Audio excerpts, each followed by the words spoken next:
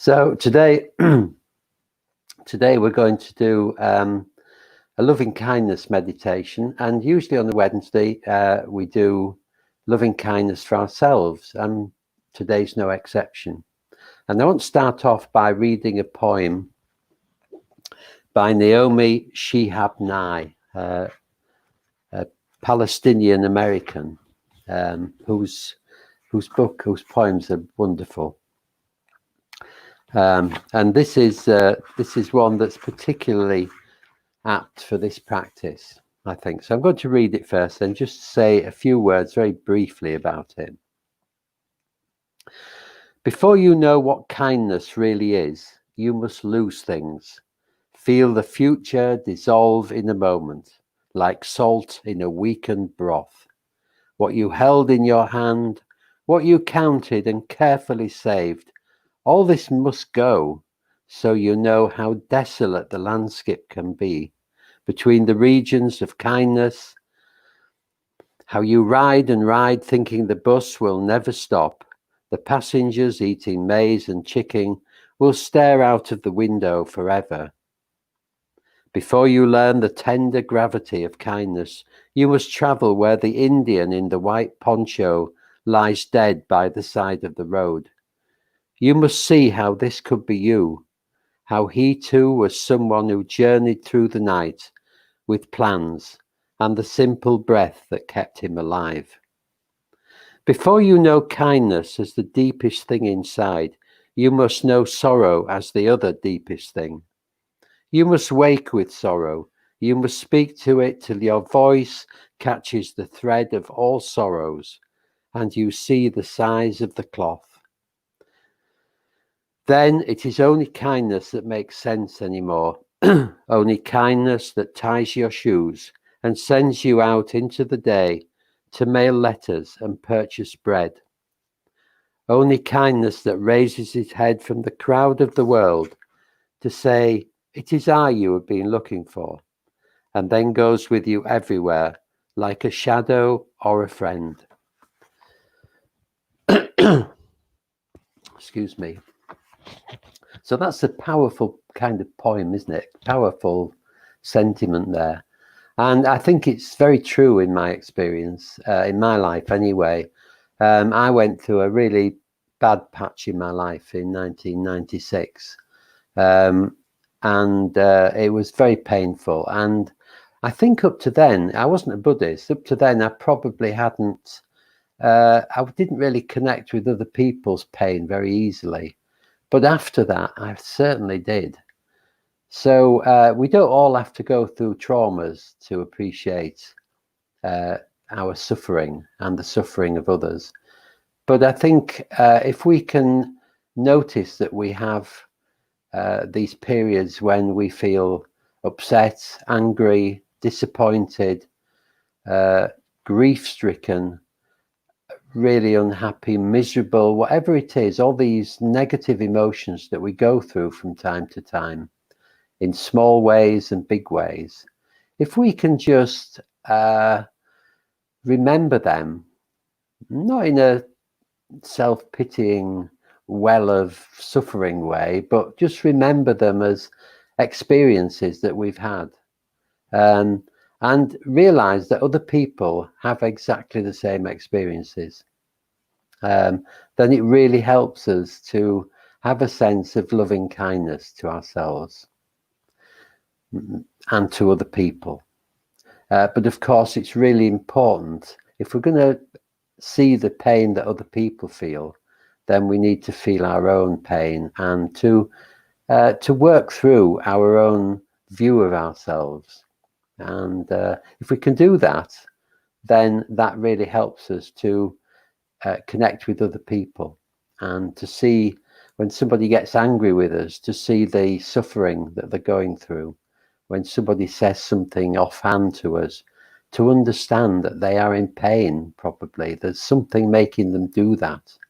It's just the same as we do when we make sharp remarks at other people. It all comes from a place of pain. So the first thing we have to do is to connect with our own our own sense of pain, our own sense of suffering, and our own sense of joy. But we don't connect with this pain in a sort of a very negative way. We connect with it in a positive way. We're human beings. We're just doing our best, and sometimes we suffer a lot, and we might bring that on ourselves. We might think it's other people. But if we're kind to the pain that we feel and kind to the negative things that we feel about ourselves, then that can help them to just begin to fade away a little bit. So today's practice is about sitting with ourselves. And there's 5 stages, and I'll introduce each stage as we go along. So it's very straightforward. But we're just trying to be honest with how we feel about ourselves, and to see what those feelings are about, and to just try and accept ourselves with a sense of kindness and friendship and support, trying to be our own best friend. So we'll begin. I've said enough, and we'll begin in the usual way by just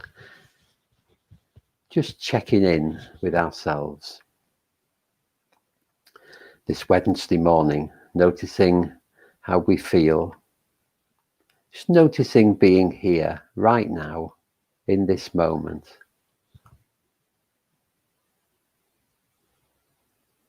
Sensations in the body, the breath coming and going.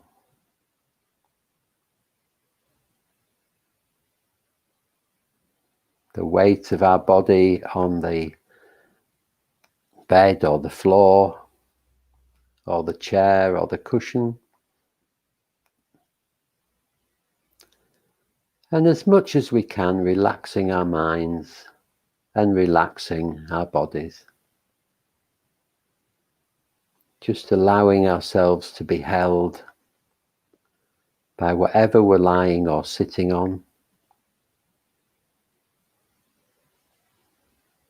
Just feeling our own being, moment by moment, constantly changing in many ways, different sensations, different thoughts appearing.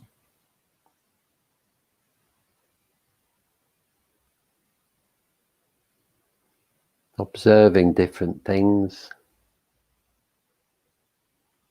but just beginning with a sense of acceptance of how we are right now, whatever it's like. Good, bad, positive, negative, pleasant or unpleasant.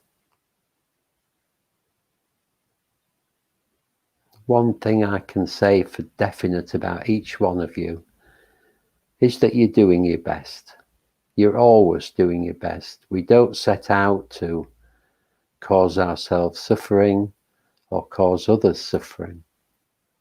We're just trying to live our lives as best we can.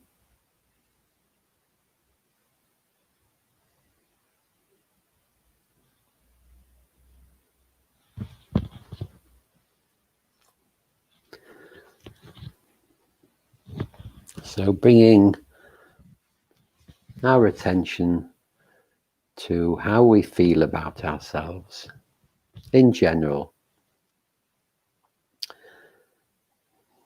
Maybe rejoicing in the good bits. I mean, there's lots of things that we might like about ourselves, or at least some things. Hopefully lots.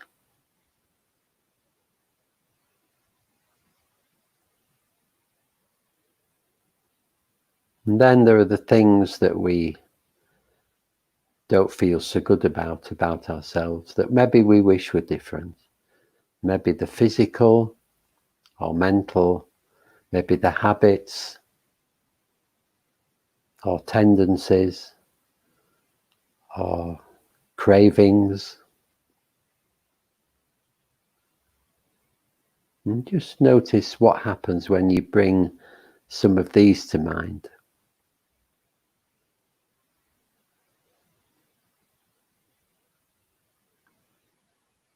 And perhaps a sense of aversion or not wanting them to be there. Maybe a sense of feeling bad in some way.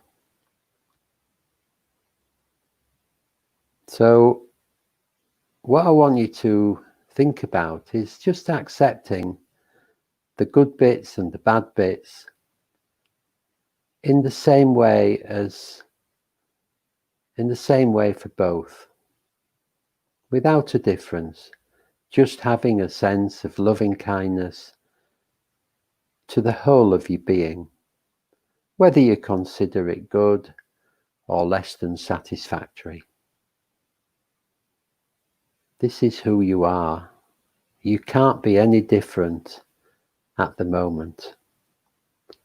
And we may all want to change and be better people, better in inverted commas, but we have to start by loving ourselves as we are, by nurturing ourselves, by nourishing the being that we are, by seeing that sometimes it's hard, and standing by ourselves when life is difficult, knowing that we're doing our best, knowing that we're just trying to make our way through what is sometimes a very difficult path through life. So can we have a sense of well-wishing and goodwill to the whole of our being? The real sense of loving kindness to this fragile human being, this tender being who is doing the best, just making the way through life, and suffering in the process.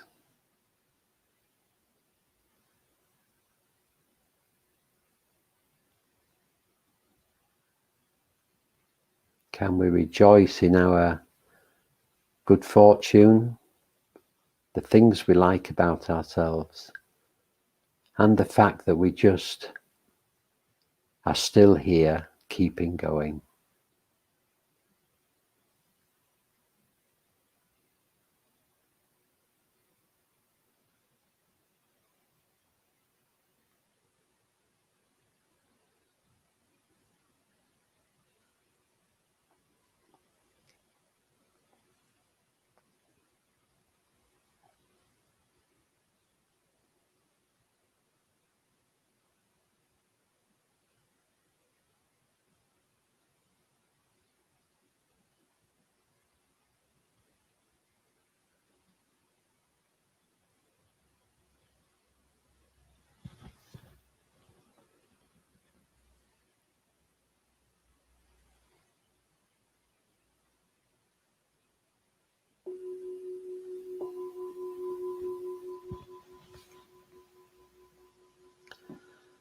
And now we're going to just think about what we would consider to be the very best kind of friend that we would have.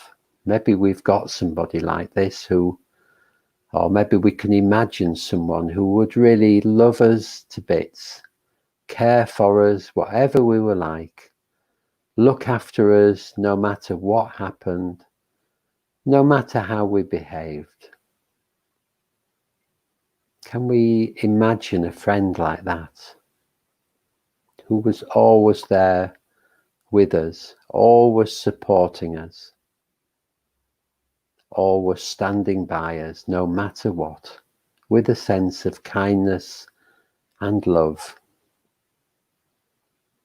Can we imagine such a friend? Maybe we have such a friend. Maybe we don't. But wouldn't that be wonderful to have such a friend who was always there for us, no matter what?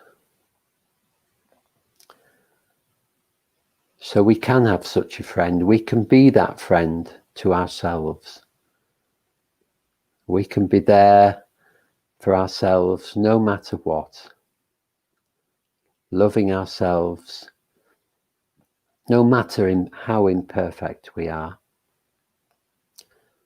standing by ourselves in difficult times, supporting ourselves, encouraging ourselves, loving ourselves for who we are, however imperfect that may be.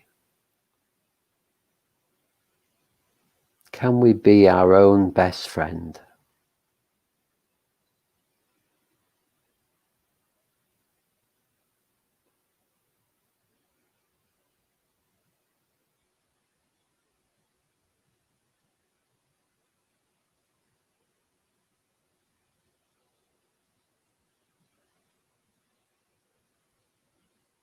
And can we take care of ourselves?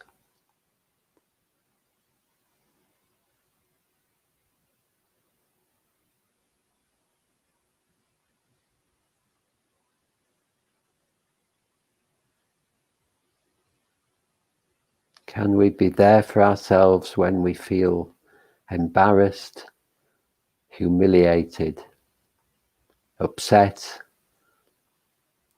or in any other kind of state? Can we be there to hold our own hand?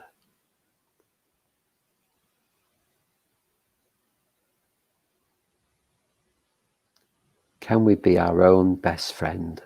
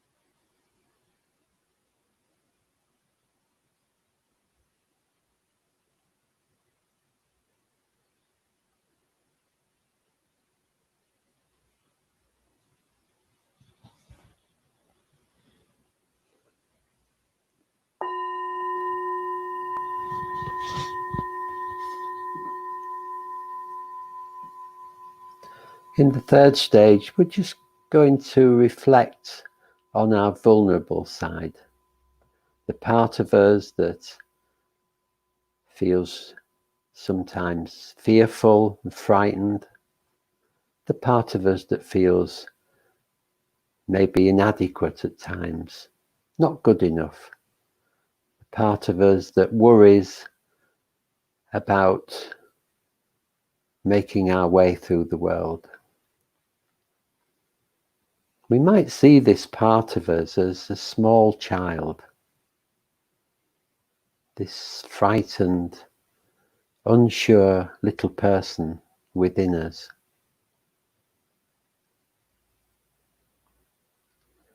Who sometimes feels a bit overwhelming. And just like a small child, they can get really fearful, really worried about the way things are, about our lives. So if this was a real child that came running to us in fear or uncertainty,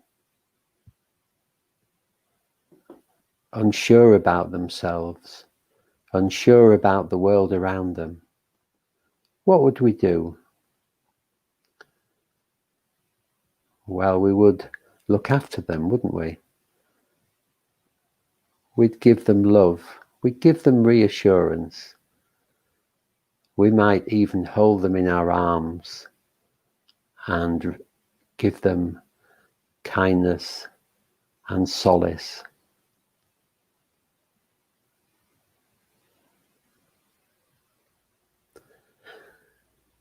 So can we do that with our own small child?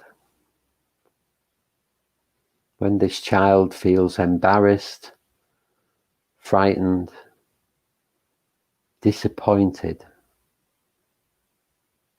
even angry,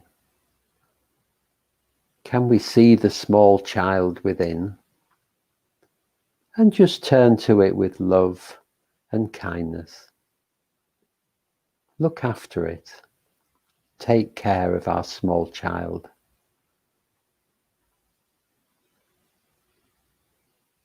Embrace it with our loving kindness. Make it feel better.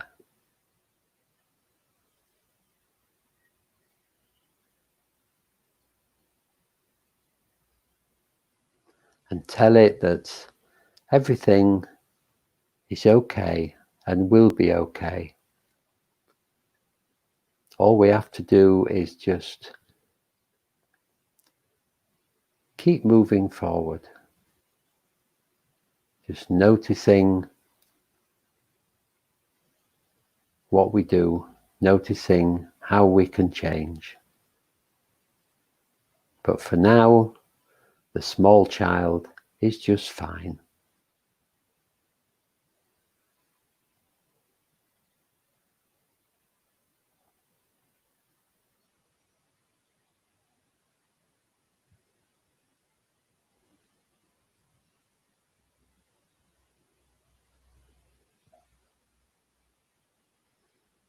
So can we have a sense of loving kindness to this small child within all of us?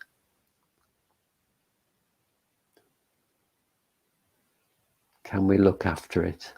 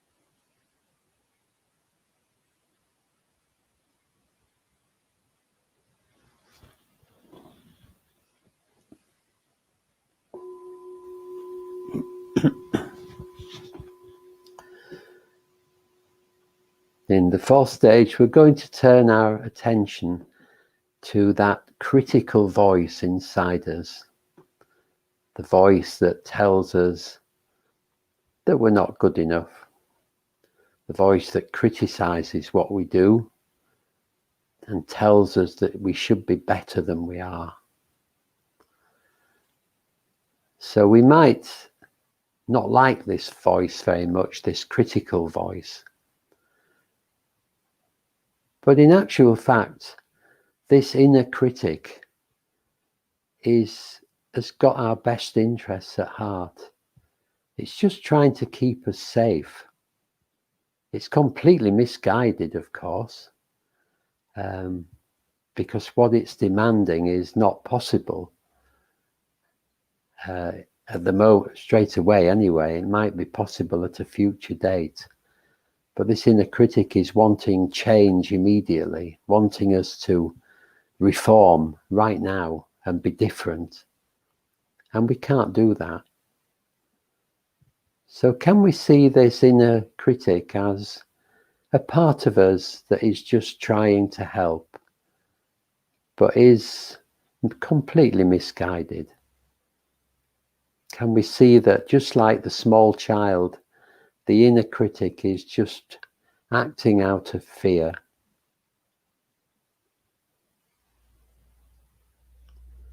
and worry and a sense of care for our well-being? Instead of pushing the inner critic away or getting frustrated with it, can we love our inner critic as well? We don't have to do what the inner critic tells us, but we can see why it's there, that it's simply there to try and avoid our suffering of some kind. It's trying to stop us getting into trouble in the future. But it's doing it in a completely impractical way. So can we love our inner critic for what it's trying to achieve without getting caught up in what it's suggesting?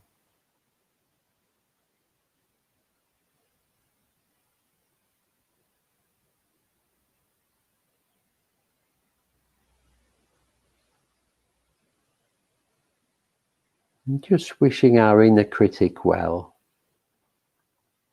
having a sense of loving kindness, acceptance, and patience towards it.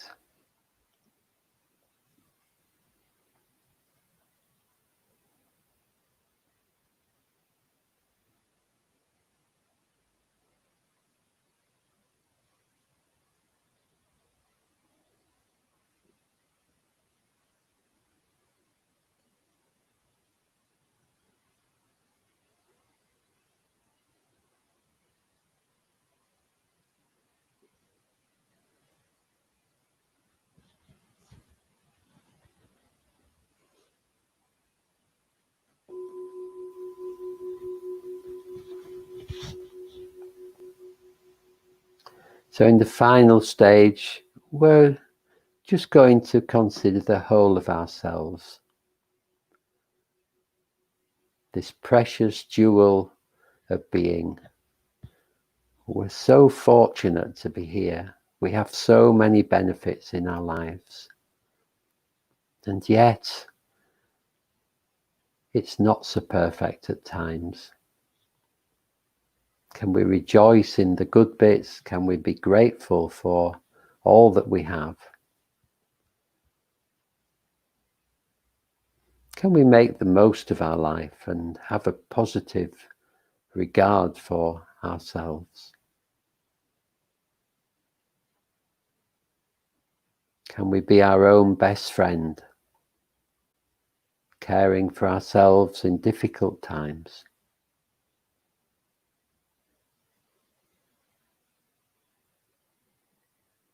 Can we look after the child within, frightened and anxious at times, but just needing our reassurance?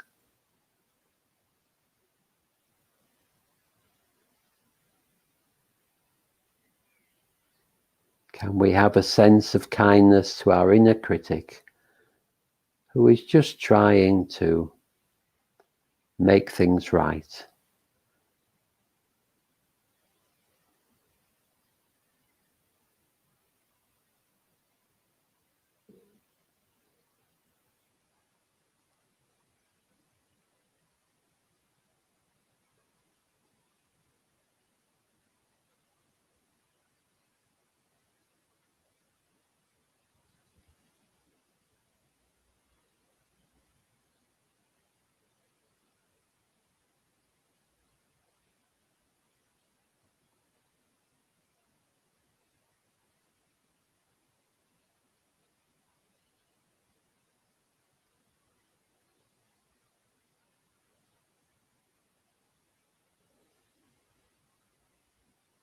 Can we see ourselves differently as tender, fragile human beings, perfectly imperfect, making our way along the difficult path of life and doing okay, even though at times it feels uncomfortable? Can we notice when we suffer and shower ourselves with love and kindness?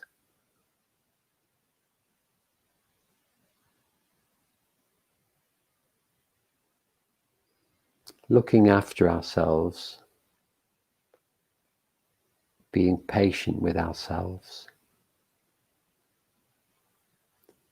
nurturing ourselves.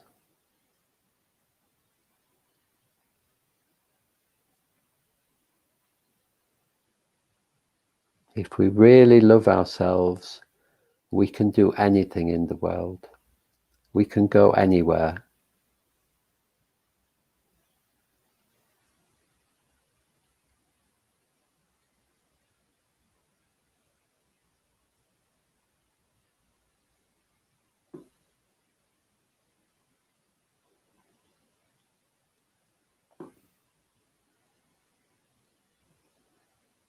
So for the last few moments of this meditation, just letting go of all thought, all effort, just noticing where you are right now.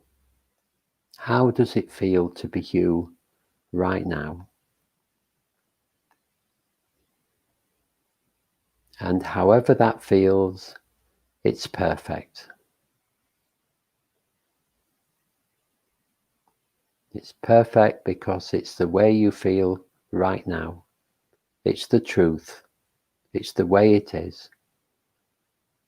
And that's got to be okay.